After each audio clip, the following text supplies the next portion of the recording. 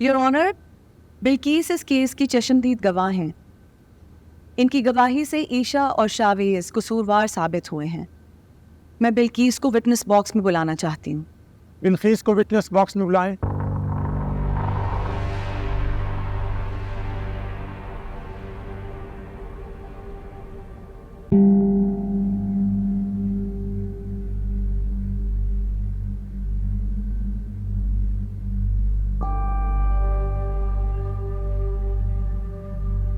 बिल्किस, आपके कितने बच्चे हैं? जी 2। आपके शौहर क्या काम करते हैं? रिक्शा चलाते हैं। घर आपका किराए का है या आपका अपना? किराए का। माय वकील साहबा गैर जरूरी सवालात करके अदालत का वक्त जाया कर रही है। माय लॉर्ड, मैं जो सवाल कर रही हूँ इनका इस केस से बहुत गहरा ताल्लुक है। Objection overall. एक रिक्शा चलाने वाले की डेली वेजेस 1000-1500 होती होंगी। 2 बच्चे और किराए के घर में रहते हुए बिल्किस को बच्चों के एजुकेशनल खर्चे और खाने पीने के बारे में सोचना पड़ता होगा। क्यों बिल्किस? जी महंगाई है, हर कोई सोचता है। बिल्कुल ठीक कह रही हो तुम, हर कोई सोचता है। और खर्चा पूरा ना होने पर छोटी मोटी चोरी, डाका या फिर झूठी गवाही देकर खर्चा पूरा किया जा सकता है ना? ऐसी तो कोई बात नहीं है। मैंने बताया ना, मैं मुख्तलिफ घरों में काम करती हूँ, अच्छा खासा गुजारा हो जाता है। ठीक कहा तुमने। तुमने बताया था कि तुम पिछले 4 साल से ईशा क्या काम कर रही हो, ठीक है? जी। फिर 4 महीने बाद तुम काम पर आई, इसकी कोई वजह थी?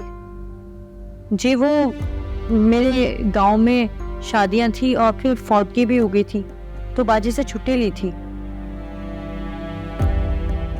सही। शावेज को ईशा के घर पहली दफा तुमने कब देखा?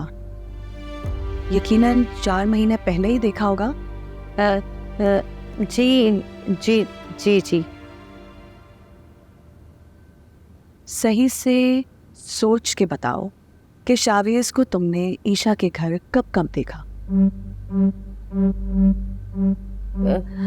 मैंने बताया ना आपको, ईशा बाजी के लड़कों से ताल्लुकात रहे। शावेज साहब भी घर पे आते थे, कभी कभार ईशा बाजी उनके साथ चली जाती थी शॉपिंग पर।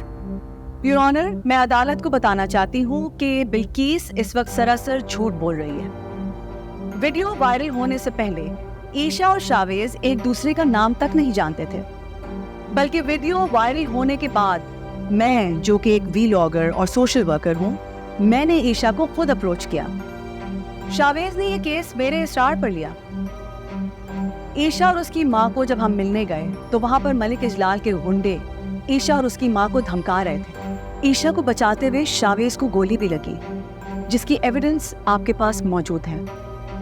माय लॉर्ड, बिल्किस के माशी हालात इस बात की निशानदही करते हैं कि इसको पैसों की जरूरत थी।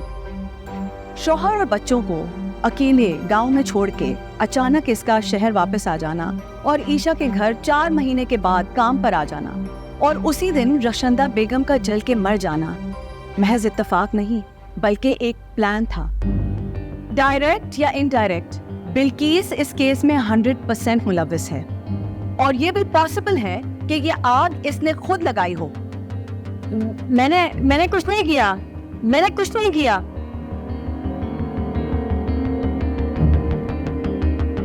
अगर मैं ये केस हारना तो सबसे पहले गोली तुझे मारूंगा।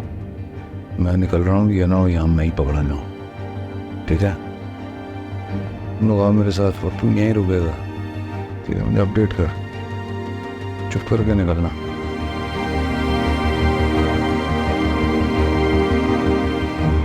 मेरी अदालत से दरख्वास्त है कि बिल्किस को हिरासत में लेकर अच्छी तरह से तफ्तीश की जाए। बिल्किस बहुत अच्छी तरह से जानती है कि कातिल कौन है। अदालत बिल्किस को हिरासत में लेने के बाद इस मामले की सही तरह से छानबीन के साथ समाअत अगली तारीख तक मुलतवी करती है। Thank you my Lord. मैंने कुछ नहीं किया जज साहब, मैंने कुछ नहीं किया। साहब मैंने कुछ नहीं किया जज साहब, मेरी बात सुनिए, मैंने कुछ नहीं किया।